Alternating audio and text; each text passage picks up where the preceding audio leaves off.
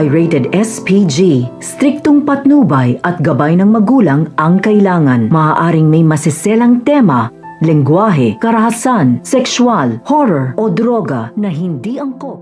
Matapos nga sabihin ng abogado ang last will and testament nito ni Lolo Pepe, ay gulat na gulat nga itong sila Dr. Nyag at si Giselle dahil hindi nga pinaminahan nga nito ni Lolo Pepe itong si Zoe. Kaya malakas naman nga ang kutob nga nito ni Giselle na may kinalaman nga itong si Zoe sa nangyari sa kanilang ama. Kaya naman tinanggalan nga ito ng mana. Kaya naman hindi siya titigil hanggang sa makakuha nga siya na ebidensya na magdidiin sa mag-ina sa nangyari sa kanilang ama.